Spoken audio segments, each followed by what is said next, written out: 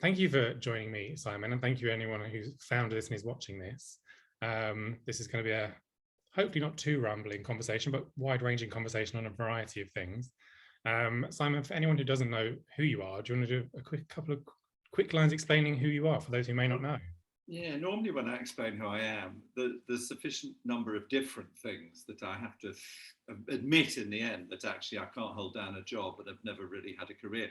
But in context, I guess, of our conversation, I have been at the sort of the gay lib thing for a very long time, in the sense that I came out at university in 1976 or 7, I can never remember which, probably 7. So that's a long time ago. Curiously for me, I made a documentary about the 1967 Sexual Offences Act recently, and part of it involved me sitting in the basement of Brighton Town Hall where the cells are. Mm. And I hadn't really hoisted in before quite how close. It was only 8 years after that piece of legislation that I went to university. And I'd never really quite made that calculation before. So I've kind of been at it quite a long time. So I've had an interesting time being involved at the beginning, as a student, and then in the 80s, obviously getting involved with issues around AIDS, and then at the end of the 80s being one of the co-founders of Stonewall, one of the original 6. And then just having been, a friend of mine, Jonathan, just says, "Oh, you're just nosy. You're just being busy again, So my mum once said to me, she said, "Darling, the very least you can do is make marmalade for the fate." So I've sort of been making marmalade for the fate ever since, which kind of means that I've had a sort of, not a career, but an engagement all the way through in lots of different kinds of kind of campaigning stuff. But Stonewall, I guess, was it. And then subsequently, I've learned a lot of the lessons that I think that Stonewall taught us when we had success. They've been a major part of my understanding about how to transform talent and organisation. So that's what's partly led me to be now a diversity consultant for a company we started called Diversity by Design. Yeah, I'm similar in I remember being the token young person in my teen years on some committees and fundraising things, and involved in lots of stuff. I was just saying to you before we started about I'm treasurer for my residents organisation, and I mean there is a bit of being nosy and liking to know what's going on, but there's also a sense of wanting to get stuff done. So, well, I think it's a real combination. I think there is this thing about, and I went to Sussex University, and I think it's interesting that when you talk to people who are at Sussex, we do leave Sussex with this a sort of obligation that actually the worst sentence in the world is whatever. Yeah. Actually no, the decisions to be made out there. But I think the other side of that coin is that most people who get involved in voluntary organisations, things are actually, we're all desperately needy and all a bit mad, and probably shouldn't be allowed to be in charge of anything. Yeah, I feel like because we just want to save the world, nothing small. We want to save the world. It'll be fine. Well, I want to save a bit of it. I make priorities, and people get frightfully annoyed with me about climate because I know climate's important and I know it's already kind of central. It's just not my thing. Yes. So if other people could do that, that'd be fantastic, and then I'll do this thing. Yeah, I don't know. That's a picking your battles thing, or whether it's just a being realistic as we age. There's definitely a. I don't want to fix everything anymore because that's not even on the agenda, but I'll do the bits I can. Well, I've been married for 8 years, and I'm married to somebody who is religious. I think that's part of it. I think his character is a bit like this. So he's quite fatalistic. I mean, he tends to think, well, things are as they are. And if you ever say to him, well, because I'm hopelessly analytic. So you say, if I say, why do you think we fell for each other? And he goes, well, we did. So one of the things I've learned from marriage is to be much more sort of fatalist, just kind of trying to go along with things more. And I think that helps. You mentioned Stonewall, and I'm sure we'll come back to that in a bit more detail. I wanted to start with talking a bit about the diversity and inclusion landscape, as it were, in the workplace. It's probably something everyone's familiar with, either being involved in things, or if they're not, they'll have heard it at work, and it's obviously a big part of, if you're particularly working somewhere, large and corporate or academic or wherever, D&I or DEI is a big thing or growing thing. And I know you have a book out and have written on this. So yeah, do you want to just give a potted history, I suppose, of what D&I is or has been, and how you see the landscape now? Well, the book is called The Power of Difference, and it's called that for a reason, really, is that I think there's something very profound that lies at the base of this, which we should not forget. And I think we're in danger of forgetting it as it gets more and more professionalized in the wrong way and surrounded by this kind of ghastly sort of academic verbiage. But it's this, is that the only thing that human beings have in common is that we're all different. And so we can never see the world or experience the world or understand the world from somebody else's viewpoint. So, but it is a great joy to go on the journey to try and do so in the certain knowledge that you never will. And it's, and you know, that's what I think diversity is about. It's about that power of difference. That's what underlies it.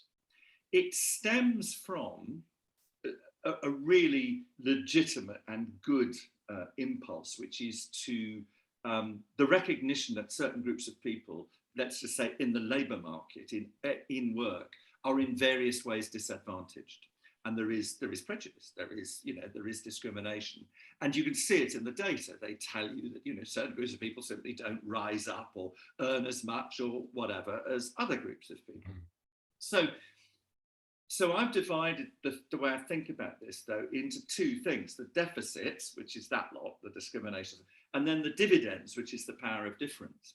And the reason they do that is that diversity, I think, has and should continue to evolve away from just a deficit model, because the deficit model tends to mean that you need to categorize people in these big groups and you need to describe their group experience. But part of the problem is, as you make progress, that group experience stops being solely negative, if you like, what you're measuring, or what people are experiencing in their lives stops being negative in the sense of that common experience of discrimination. But the whole point of that battle is that if you're going to try and, for instance, challenge discrimination against lesbians and gays, the point of doing that is so that individuals can live the lives they want to live. So the example I always use is the Pankhursts, who were, of course, the great family of suffragettes and the founding suffragettes. Well, there were 4 of them, and 2 pairs of them fell out disastrously after the first sort of semi-victory for the vote for property-owning women and so on and so forth. And what was interesting was one of them became a Conservative MP, one of them became an atheist, one of them became a communist, one became a fascist. Now, they never surrendered or lost their commitment to suffragism. But they were, you know, so just because women got the vote, didn't all vote Labour or Tory or Liberal. So for me, what I would say that what diversity should be about is difference. It should be about recognising that discrimination doesn't describe the whole of your life, even though it might be quite an everyday event. It's no longer an all-day event. And so therefore we need to find a way of understanding people's aspirations and their ambitions and their individual talents as much as we do the group experience. And what is happening is that, unfortunately, the deficit model, if you like, is dominant. And so, and diversity is seen as a kind of minority sport. So that, unfortunately, what happens is that, in the worst cases, is that groups set themselves up in organisations, staff networks or whatever, or the HR department, whoever's got responsibility for this, sees people in this way. They categorise them in this way. Then people set themselves up as gatekeepers of that particular bit of the landscape, whether it's the gays, the blacks, the women, whatever. Sorry, I'm parodying it, but you know what I mean. Yeah. And then what happens is that disastrously, diversity becomes a set of rules. And the problem therein is twofold. Number one is diversity becomes, instead of being about difference, it becomes a tool of conformity, as it's currently practiced. And secondly, this other section of it, inclusion, becomes dangerously excluding, because the rubric seems to be, in order to be inclusive, to think like this, speak like this, and behave like this, and if you don't, we'll exclude you. Yeah. So my battle at the moment is to open that up in terms of difference and really understand how difference, individual difference, powers this stuff. Yeah, it's interesting. I mean, I work for myself now, so I've not worked in a kind of corporate environment for, 4 or 5 years. And even knowing colleagues who are still in the same place there, knowing changes have happened. I think even in that 5 years, I'd find it very different being there now. But what in your experience or from your view, what's been how much of the driver for the focus you've just been describing is this is coming from an ideology connected to these kind of groups or tribes or positions, and how much is driven by an almost unwitting HR function trying to do the right thing or being driven by other things other than what they're saying they're being driven by? No, I think there's a lot of the latter. But I also think that this is a symptom of some bigger stuff that's going on. So I think there are two big things that are going on. One is that, you know, the way in which we should have conversation, we should have dialogue, which leads to solutions. That's the way organisations, companies, societies need to work, because otherwise we just stand in opposite corners of the room and shout at each other. Yeah. That's what's happening. So we've lost. Isn't that fun? To some degree, we've lost the power of dialogue. Yeah. So that's part of this, and that's a bigger picture, and that's obviously massively amplified by social media and so on and so forth. But it's also amplified by this idea. I think Jonathan Haidt writes about this really well, the American psychologist. It's driven by the sense that actually what you're trying to do is you're not trying to have a dialogue with people, but you're trying to establish your own reputation. So that's one theme, and that's happening all over politics. The other, it's a lot of virtue signaling in order to, you know, interested in the solution, you're just interested in the position. And then the other thing that's happening, I think, is a huge level of subjectivity. Sort of, I mean, it's in their emotional alternative facts. Yeah. And it's the idea that your own individual experience is somehow unchallengeable by anybody else, because the subjective is the world, and that you are able to draw your world. So I think there are big things going on there. I think within organizations, what happens then is that you're right. HR then thinks, oh, well, we better do the right thing. The problem with the right thing is that if you look at issues of race, for instance, now, you know, we work with an organisation, which is a local authority in the east of London, and the part of one black and part of the, I'll use the acronym, part of the BAME voice wanted them to proclaim that they were an anti-racist council. I pointed out to them in the course of this work, I said, well, you know, if you do that, do it. That's up, you know, it's clearly up to you. My job's not to tell them what to do, it's to help them discover what they want to do. But I said it carries baggage, that phrase, because it comes from a view of race that says all disparities between black and white are because of race. I personally don't take that view, but if you take that view, my point is it's a view. It's not the only view between people who are not white. And it's very interesting. I mean, my husband's Nigerian. The reason to mention that is it's really interesting listening to somebody, because he's Nigerian, he's not British Nigerian. So it's really interesting listening to somebody who grew up in a black country, because his experience of race is wholly different. The way he talks about race is wholly different from the way a black British person would talk about race, or a black American or whatever. So part of the problem, I think, is that HR and everybody else and the CEOs all think, right, this is the right thing to do. And that's what they say to me the whole time. We're going to be nice to people, da-da-da. The problem is that actually the voices are not unified. There are huge differences within and between these groups of people. So rights do clash, they just do, and voices are different. And so for me, what we need to do is say, I call it creating safe spaces for disagreement, not from disagreement. Mm-hmm. And I think HR and CEOs find it incredibly difficult because that feels frightening. Yeah. I think you kind of mentioned talking in acronyms, and I think it's a part of HR generally, but D&I is one of the acronym kind of places as well. But there's been I've seen various bits, particularly on LinkedIn, around the move away from using BAME, because it's a lumping a group, very, very diverse groups of people together under one, not white. Well, there was a terrific conference in 2020, I think, and it was called #BameOver, which is, I thought, very neat. And there's this marvelous statement that they made in which they said, you know, we are diasporas. We're diasporas from the Southeast Asia, Africa, da, da, da, da, da, da. They said, you know, do not reduce us to an acronym. The only thing we experience in common is racism. Yeah.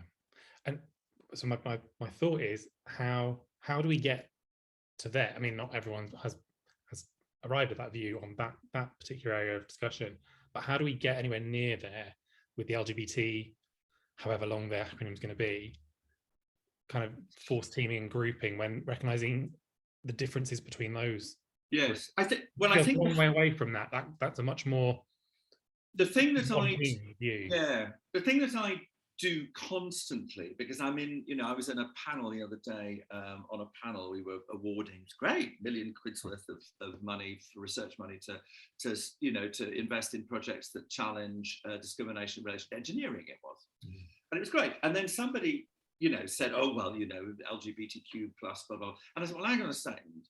We need to think about the data here, because if you're looking at the experience of lesbians and the experience of gay men and the experience of trans people, are they experiencing different things? Because if we don't know what the problem is, we can't produce a solution. So one of the things I often do to people is say, what are you measuring with that category? Because if you want to make a social grouping and you think this is a group of tribes that hang out socially, well, okay, that's one thing. But actually, if you're trying to measure racism, actually you do need to measure white and not white, because that is one of the major dynamics of racism. If, however, you're then looking at a cut which is, say, I don't know, the effect of uniform rules on school kids, well, you need to cut it in a different kind of way, because you need to then look at Rastafarians, Muslims, Sikhs, you know what I mean? So it's, what are you trying to measure? And I think that's the first thing to ask everybody, because that LGBTQIA plus category it doesn't have coherence. I don't know what people think they're measuring or describing with it. And have you found, like, what kind of reaction have you had when that question is posited to people who are referring to the LGBTQ whatever acronym in the workplace? How much or how easily do people understand, as you just described, the differences between groups once it's kind of laid out, or they're forced to think in that way? And how much is still we only know it as this thing because we don't really understand any of it anyway? Well, one of the things that absolutely intrigues me, I mean, I was talking to a very senior executive yesterday who's been a very experienced and senior chief exec, and he was talking about LGBTQ plus, and he just sort of trotted off his thing, and eventually I said to him, I shan't say his real name, so let's, for the sake of argument, call him Steve. I said, Steve, what are you describing there? And he went, oh, isn't that the phrase we have to use now? And I went, well, yes and no. I said, but come on, if in your business, if you were describing a particular product or a particular sales pattern or a particular sales route, you would try and be careful, wouldn't you, to be accurate? And he was doing it because he kind of picked up that apparently that was the right thing to do. So what's the reaction to people? I think the reaction is that if you point it out in a functional, calm sort of way like that, then it opens the possibility for discussion, because you're saying, what are people experiencing who belong to those different bits? And once people start to think about it, they go, oh, actually. And I mean, I think Stonewall's caused problems here because it's got this mad thing called the trans umbrella, where you look at its glossary of LGBTQ terms or whatever, and you say to yourself, look, hang on a second. If we're describing discrimination, to be honest, the fact that you're an asexual, non-binary, femme, blah, to be honest, when the fist hits your face, it's because you're a leather. Yeah. Or a puff. I mean, I'm sorry to be unpleasant about this, but that prejudice is not that clever. Oh, no, yeah. This is a bit stupid. I was about to say I had a conversation. I think I replied, and I think I was then blocked by someone on Twitter, which is, further than some conversations get on Twitter, who was talking about, the homophobia or transphobia or homophobic hate crime, and the reason that they had like a whole thread of stuff, and it's kind of where they say, as you say, when the fist hits your face, it's not because that person. You're an effeminate or gender non-conforming, whatever, male, they're punching you or attacking you because they just see you as, oh, that's probably gay. I was very struck some years back. I was involved in making a documentary, which is terrible in the end, actually. It was completely ruined by a bonkers director. But anyway, it was a great experience. And it partly involved going to Los Angeles and talking to one of the elected DAs and chief of police there. So it was DA and chief of police. And they had both stood on a hate crime platform. And one of the things they told me, and it really stuck in my mind, is I don't know if people know Los Angeles, but if there's a gay area, West Hollywood is it. And they told us that of the people, the men who'd been victims of homophobic crime in West Hollywood, the majority of them were straight. Because, as you say, they didn't wait to say, can I just ask you what your pronouns are? Yes. Before I bash you in the face. Yeah. You know, so I think it depends what you're trying to describe. And, you know, the other thing, I was really struck recently at an event I went to, and I note to people listening, if you're ever asked to make a speech at a dinner in Coventry Cathedral, do please take some very, very thick underwear. It's absolutely freezing. It's wonderful, but it's so cold. Anyway, so I was doing a dinner speech at the graduation for Coventry Cathedral, which was just the most wonderful thing, actually. It was such a lovely night. And so, I don't know, it was just so full of great energy, but freezing. But I was sitting at a table with these two young women who, I mean, you know, Helen Keller would have known they were lesbians. You know what I mean? The buzz cuts and the suits, they were just great. They're involved in this amazing living history project, and they were fascinating. And one of the things they said to me was, and I'd never really heard this before, is how much pressure young people are on to define themselves in more and more and more niche ways. Yeah. And so apparently, you know, around the thing, this is a genuine pressure. You kind of have got to be special, and this is one way of being special. And they were sort of saying we'd quite like to be lesbians, really, you know, but I hadn't heard that narrative before. And now the more I've asked teenagers about it, the more I realise this is a peculiar pressure, and it comes from this. I think it comes partly from this subjectivity, this idea that you can, through language, somehow define the world, not just describe your experience, but define the world. And that's why you need to categorize yourself. Whereas actually, when you're a kid, you know, and you're 14, 15, 20, you know, you want to play with those tags. You don't want to fix them. Yeah, it feels like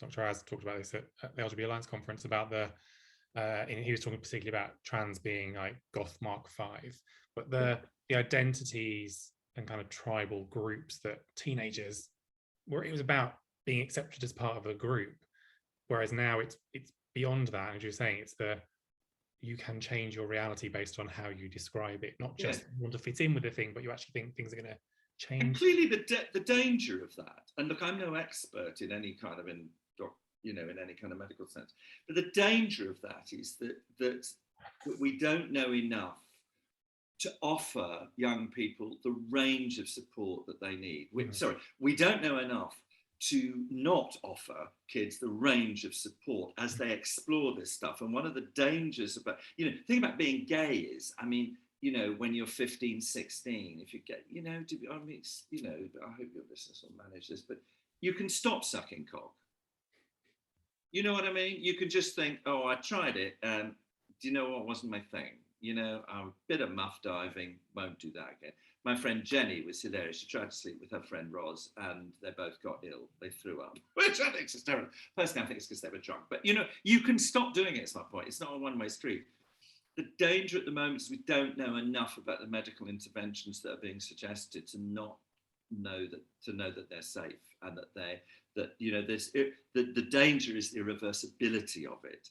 And so choice seems to me to be the key thing that's got to underpin, because that's what we wanted as gay people. We wanted the choice to work out where we were, and it took some time to settle that down. Yeah. And, I think you know, so the danger of the subjective definition is that, is there anything else on which we would unquestioningly accept the word of a 12, 13, 14, 15-year-old? The answer is probably not. Yeah.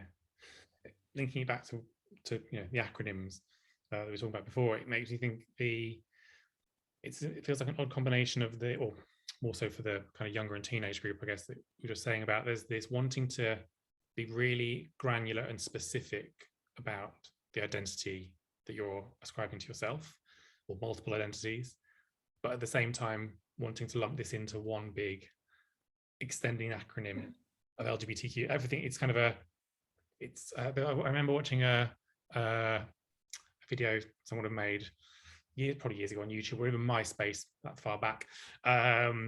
Sure it was video. Sure it wasn't a kinograph. No.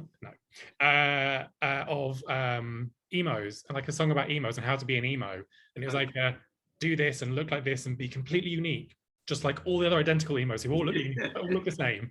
And it often makes me think of that. But the whole we do have a peculiar thing, don't we, about the way we want to be in tribes is to try and be different, and it is odd that inevitably we all end up being the same. But I think there's something. I do think this thing about creating your own world is a very specifically different thing. It's not about describing an experience of the world. It is an attempt to use language to disturb categories and create a world. And that is potentially dangerous, but it's also depressing in the sense that it doesn't enable dialogue, because it makes your world entirely defined by you. And it's rather like, you remember that phrase, the personal is political? And that was an attempt by lesbians and women to say, look, our personal experience, that is part of what should make up our politics. Unfortunately, what's happened now, it's been reversed. So the idea now is that politics is personal. It's entirely individual. And I think that comes from choice in the market. I think in the same way, people think, oh, I wear Calvin Klein underwear, that's a sign of my personal style, along with the other 40 million people who wear Calvin Klein underwear or whatever. And so it goes on. So choice in the market plus choice in your now identity market it's very limiting. And people always say, oh, you're being hostile to trans people. I'm not being hostile to trans people at all. What I'm saying is that actually it's the different stories that we've got to tell, which is where the real richness lies. And the idea that you just kind of barge into another category seems to me to be denying actually the beauty of the reality of the difference that you're bringing. Yeah, and I think you said about the kind of the personal politics and the identity politics, and that's the other side of it that's changed, I think, is there's an LGB identity around a political fight that's because of same-sex sexual orientation, but the not just the identity politics, but how we do politics as those entities have shifted. It's not even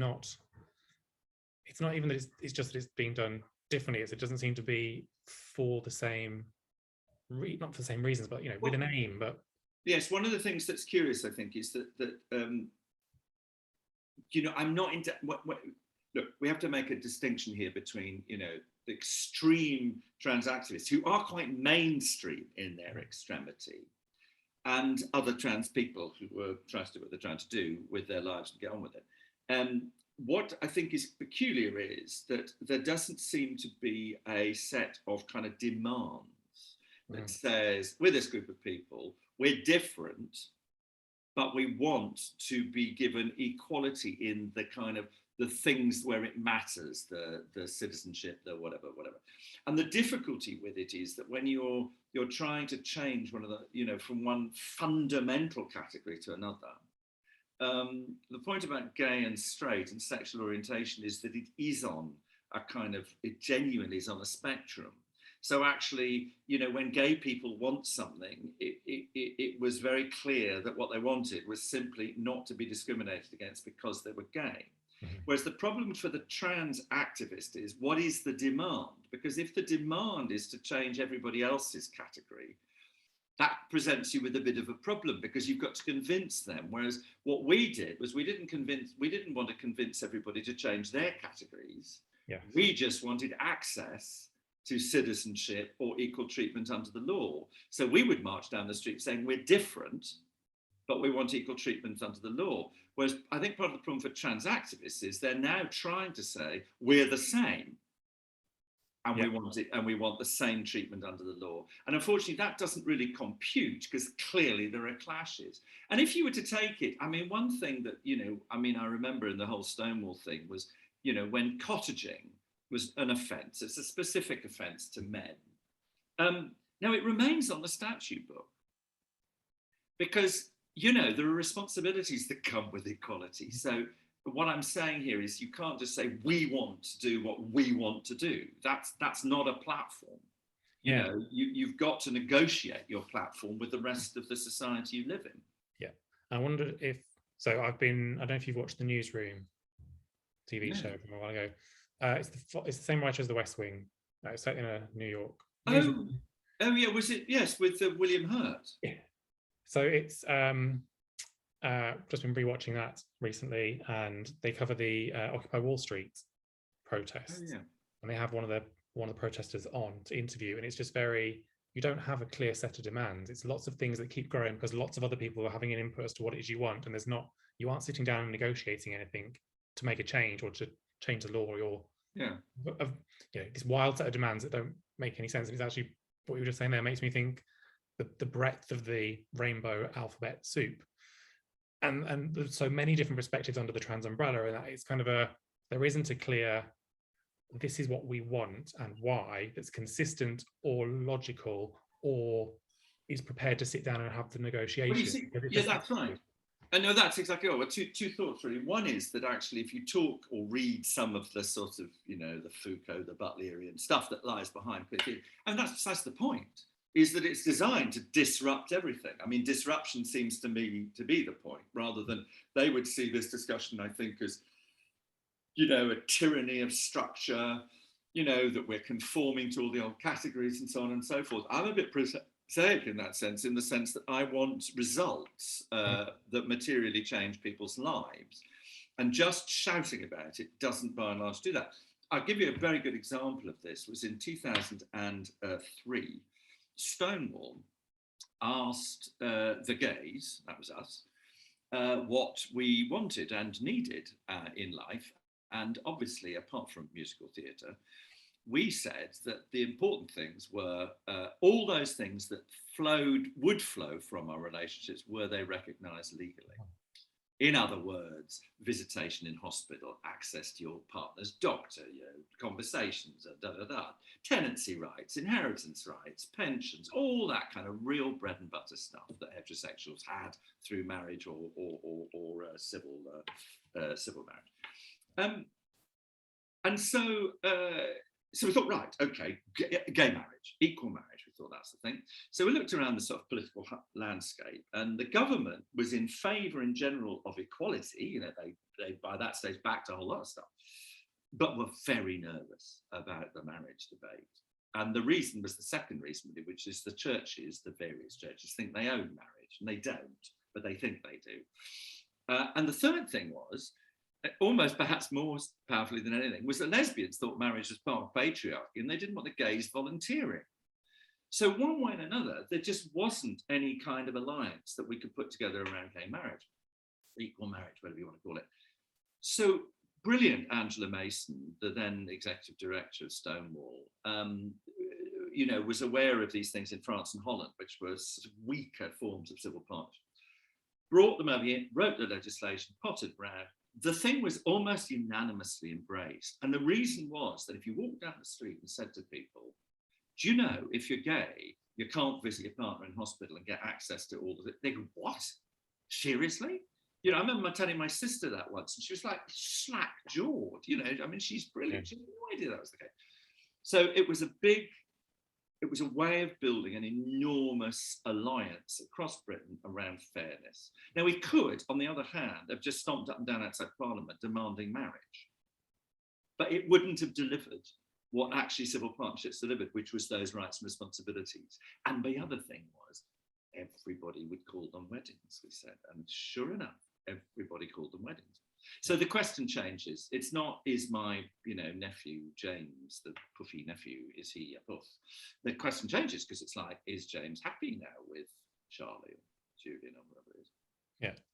Do you think we've lost that? My point is, that's the legacy. And if you look back to gay marriage, That is the last time it happened, 2015, 2014. Yeah. Since then, and this is about the agenda and the demand, what has Stonewall managed to build that kind of alliance around and therefore win? Yeah. And so to me, this is a failure of politics. Yeah, I was going to say, is as well as the expanding the remit element of it, it's a shift from a being strategic and campaigning strategically for outcomes. You know, even thinking 3 or 4 steps down the game, as opposed to stomping up and down, demanding things. Yes. I mean, trans women are women is a slogan. It's not a policy position. And it's not a legislative position. It's not even, in some senses, a societal position. Because if you're going to think about it, you know, that question, can women have a penis? Well, yes, actually, strictly in the legal sense, because the Gender Recognition Act enables a trans person to apply through the process, acquire the certificate, and be treated for legal reasons through a legal fiction as if they were the opposite sex. So, strictly speaking, there are a group of people who are treated legally as women who have male genitals. So that doesn't get you very far in terms of what the argument seems to be about. You know, that's a very specific answer. When it comes to how do we encounter this question more generally, for me, I mean, you need to think about biology, you need to think about law and policy, and then you need to think about your social interactions. And these are all quite different. Biology is immutable, and I haven't seen anybody to suggest with any authority that it's not dimorphic, that's not binary. Then you've got the question of law and policy. Well, I mean, every law and policy needs to be discussed properly in ways that explore the disagreements and the tensions, like civil partnerships and marriage, and reach a conclusion. And then thirdly, socially, well, you can do what you like socially. You know, you can choose how you want to address people as and when, you know, that's up to you, you know, and you can debate whether you should accept other people's, I mean, when my very old friends say to me, you know, my name is Mrs. Whatever, my mother used to say in hospital, my name is, the people used to come and say, hello, Audrey, the nurses would come in, she'd say, my name is Mrs. Fanshawe. And until we know each other better, that it shall remain. Now, you know, so do you respect how people want to be called? Yeah, probably. Not always, but probably. But that's different from, you know, the NHS single-sex ward policy. That has to be thought out rather more carefully. Yeah. I mean, I said before about the change in not being strategic with campaigning. Like I've worked in a place where the kind of policy directorate had their main campaign, and the objective of the campaign seemed to be that we have a campaign. It didn't lead to anything. It was like, well, we have something to do. But I think there's a lack of strategy thing for it. But I'm also thinking, as you're talking about the shift from almost the pragmatism of campaigning and lobbying, and how to go about it, and how to just cope. You know, the pragmatic. You know, the Gender Recognition Act is kind of, it's a practical. How do we cope with this thing, not a philosophical, ideological campaign? So I'm wondering how much, or kind of how that shift has happened somewhere. I mean, this could be a 4-hour conversation just on this bit alone, so we won't go into it in complete history, but that shift with Stonewall from its initial foundings and the kind of era you were involved in heavily, and then the kind of the foundations of its legacy to where it is now, and kind of what's caused or allowed or created that shift from a strategic, pragmatic campaigning to a campaigning for the sake of campaigning. I guess I go back to the point I made before, which is I think Stonewall in making that shift is symptomatic of, I mean, if you think of the slogan, defund the police, I mean, it's a really, really bad slogan. Yeah. I mean, you know, I mean, it's just so bad. I mean, because people, if a crime happens, people want the police to be around.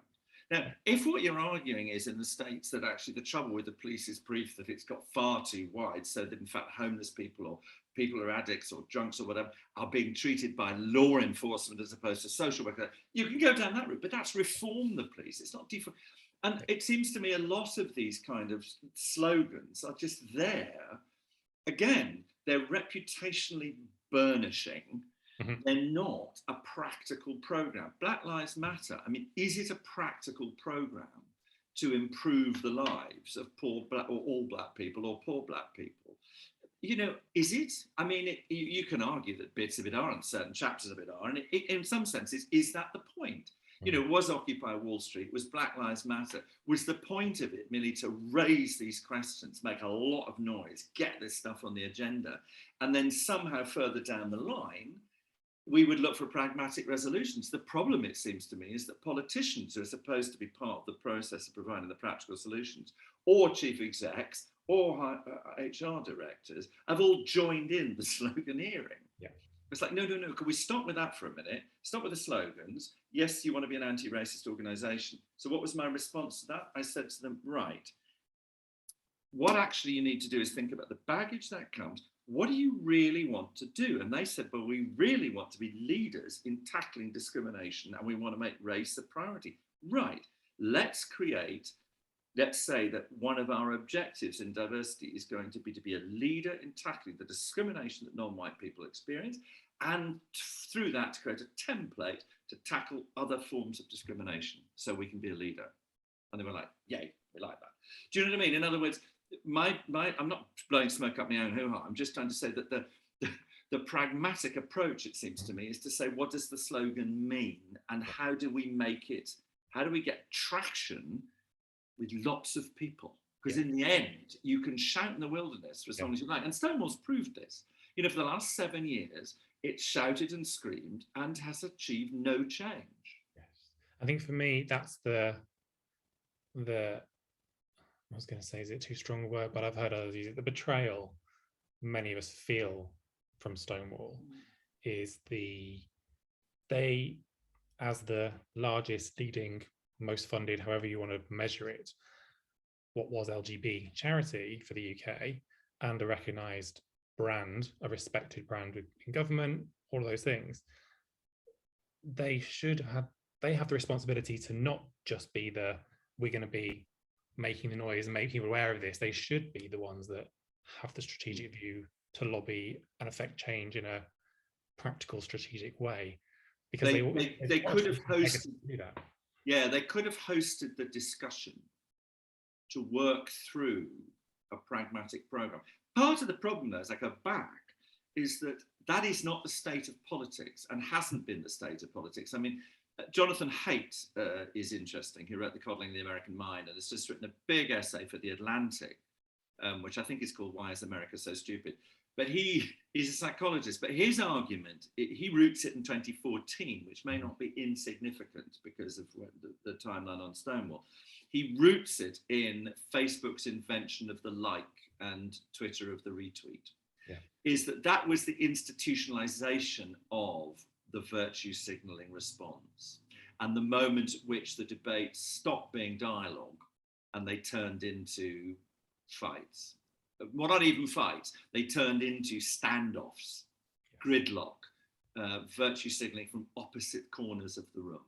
Yeah, and then it becomes, I'm not making a point in a way that you have to understand the logic and agree. You just have to know that I'm against them, and if you're against them, you're with me, and if they're against this thing, yes, everything they stand for, we're against, and everything we're for, we're for. Yes.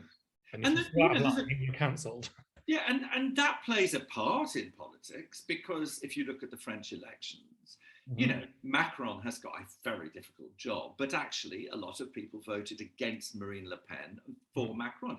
Now, you know, there are situations where you make a decision, are you with us or against us? There's a fabulous, very famous pamphlet in 1931, going to say 2 or 4 here, but it was Herbert Reed, the great surrealist critic, gathered every single artist he could think of in Britain, and I think perhaps in France as well, and Spain, to say, are you for or against Franco?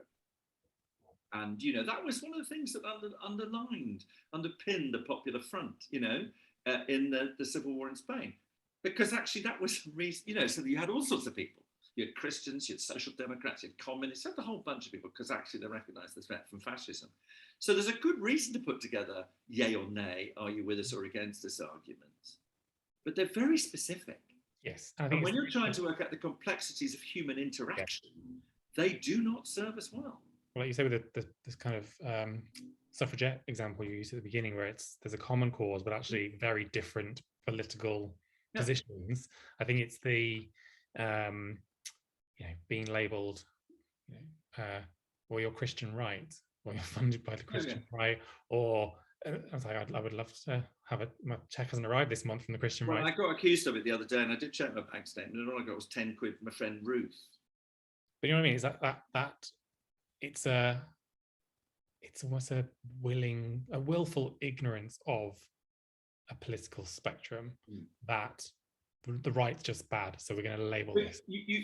I go back to the bigger political picture too. There was a march for votes in Washington in December last year, which I think it was December or November.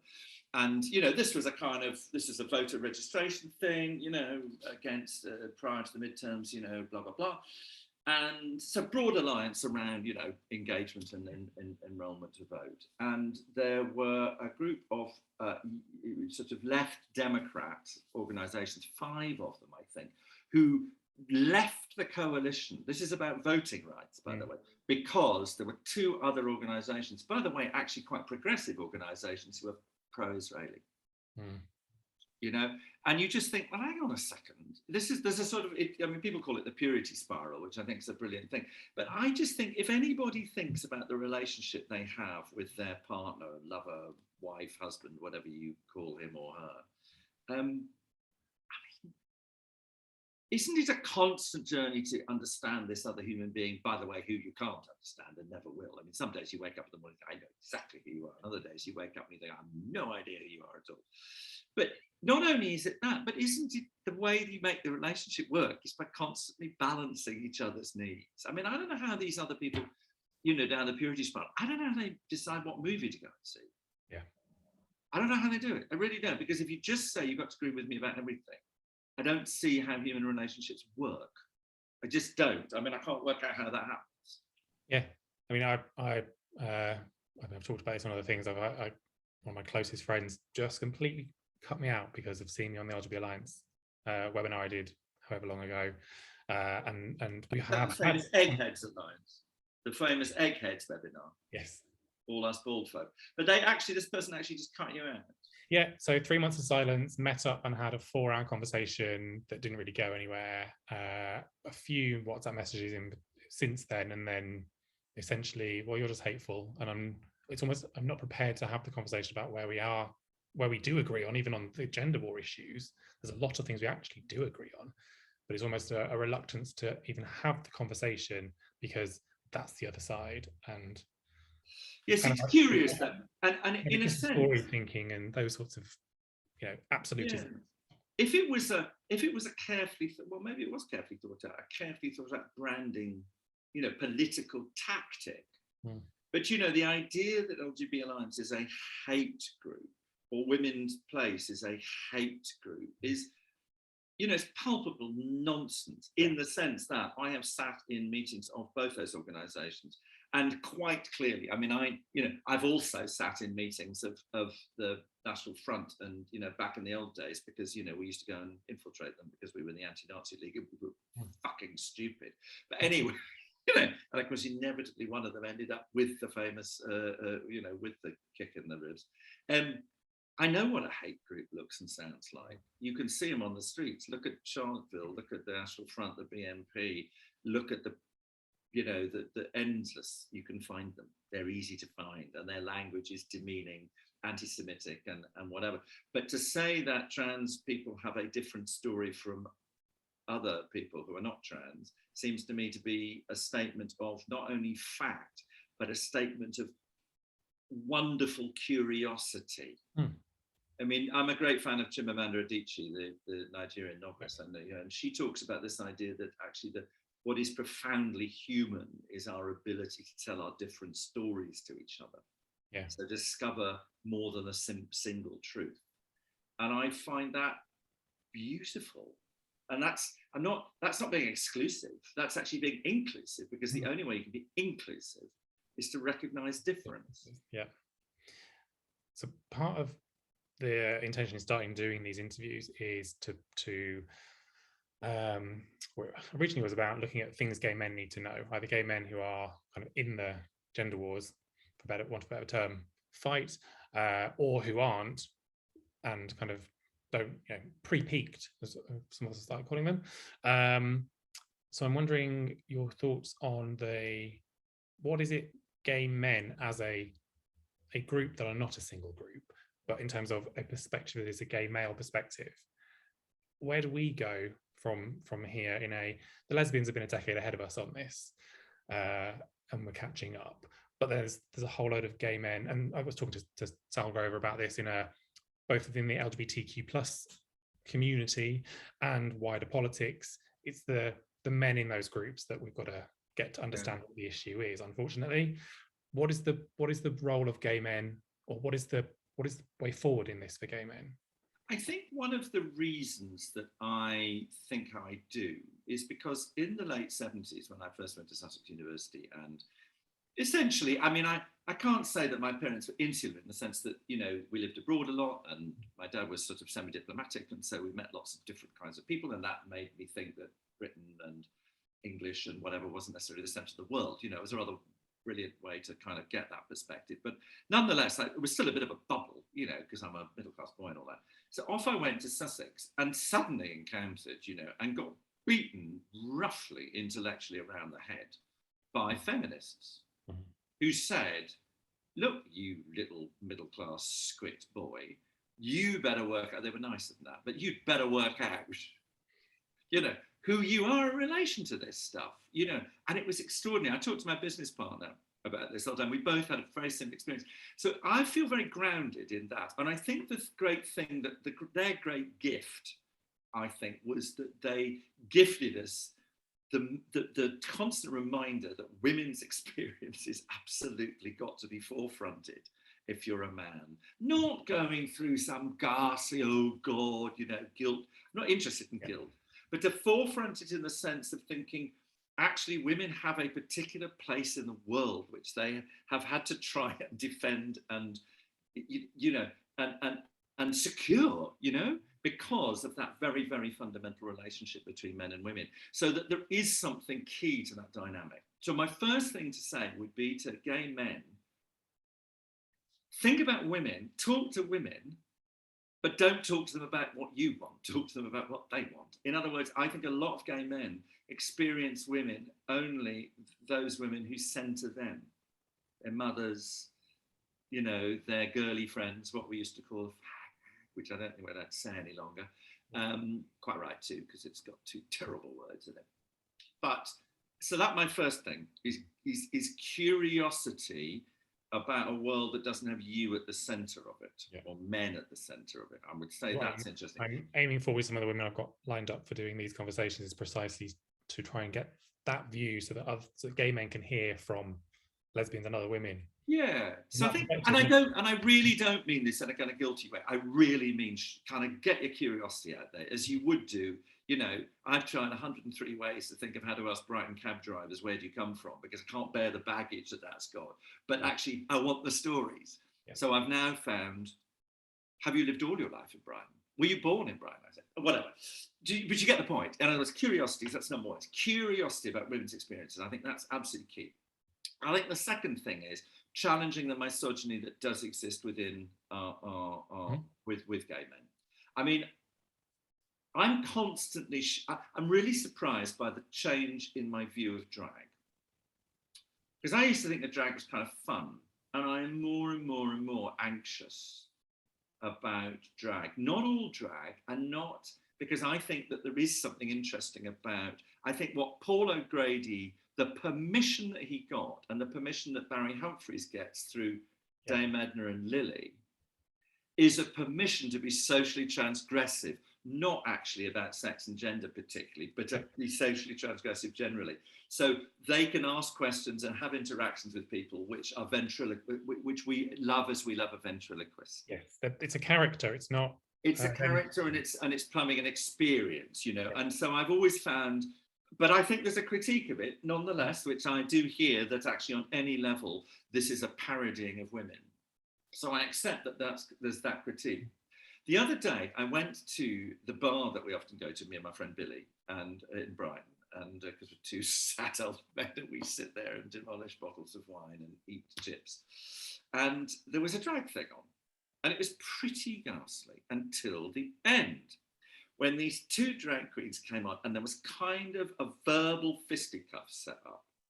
And it was funny, but they were still, and then one of them grabbed the other one's wig. And then that one grabbed the first one's wig. So then there were two men without wigs. And suddenly it started to deconstruct it. And I got fascinated by this. I thought, this is really interesting now, because now this is no longer parodying women. This is two men in frocks. Mm-hmm. And I found that really interesting. So I suppose what I'm saying to people, without getting too intellectual about it, actually genuinely challenge the misogyny. Never talk about women in a disparaging way. Never do all those jokes about how lesbians have fights. Never, just don't do that. Don't do it, and try and restrain ourselves and just get to a place where we're much, we've got a sharpened antenna on that, because I think we need to understand, women haven't just turned into bigots overnight. Women have got very profound concerns, and they know what a sexed world we live in, and a woman can tell. I love Julie Bindell's thing when somebody said, well, not all men are rapists. She said, yeah, but our problem is we don't know whether it's you. Yeah. So that's the thing I think to think about. Yeah. And bringing it right, just to wrap up, bringing it right back round to the beginning with in the workplace, is going to be one of the most likely areas gay men are going to come face to face with the gender identity stuff, assuming that if they are seen gays, everything's going to be rainbows and unicorns and you can't really question it there, or it's unlikely to be questioning it there. But in the workplace, and this is something we've obviously seen, and there's people I talked to on Twitter and follow on Twitter, and actually increasingly on LinkedIn, full name, full picture, turfing on LinkedIn is in the workplace that you're going to be seeing the suggestions that are coming out of HR for a thing, and then it's the how do you challenge that I'm not just shouting about this, it's having those proper conversations. I think in formal terms, I think that my for status case helps, because what that does is it makes absolutely clear in the law that actually a gender critical opinion and all opinions, we can let's talk about how we disagree nicely and disagree well. All opinions have to be expressed in ways that are moderate and acceptable. But actually, those different opinions are both defended in law. So I think there's some comfort in that, because that reminds people that the differences are where we need to start. I think the second thing is just politely to say, I don't subscribe to that. So, perfectly happy to do X, Y, and Z, but actually when it comes to the pronoun thing, I'm a researcher, I'm in science, I don't want to be identified by myself as female, because I know that will disadvantage me in the work that I do. So I'm not going to do that. See George Eliot, see other authors. So I think there are ways of doing it which simply say in a quiet sort of way. Now it is difficult, because I know, for instance, I met someone recently in a government department, and they have literally been excluded from the LGBT group because they're basically told they're not the right sort of gay. Yeah. Well, I think you have to go on other networks, find other people in your organisation that are the same sort of gay as you are, and you have to say to each other, well, look, actually, hang on a second. You go to HR and you say, we just want you to know that actually this LGBT, we don't speak with a single voice. Actually, we've got some rather wonderful, magical, marvellous disagreements, and it's important that you recognise and understand that. Yeah. So I just think you have to go on. I go on saying about difference. It's not, I'm just trying to flog the book. I called it The Power of Difference for a reason. You've not held the book up yet. No, you want me to hold the book up? I'll hold it. But the point is that, called it that for a reason, because it is this fundamental excitement that we could have if we were brave enough to explore the differences. Yeah. That's been really interesting. Good. Thank you very much for joining me and chatting about this. Thank you everyone who is watching. Like and subscribe, or for YouTube, stuff. But yeah, like and subscribe, share this on Twitter so I can get lots more followers and actually change the name of the channel. And yes, I'd love to chat to you again sometime. We'll get some other gay men maybe and have a wider conversation about other things. But That'd be marvelous. Let's do it in person and we can have canapes. Well, I am. Should I break this here? I haven't said it on Twitter yet. You know, there's the ladies who lunch. Oh yes. Since the J.K. Rowling went to lunch with the gender critical gang. Yes. Do you know what I call it? Because they're gender critical. I call it GCHQ. Very good. So obviously, as much as I would love to join them for lunch, that's obviously not my place. So I'm thinking we do Boys Who Brunch.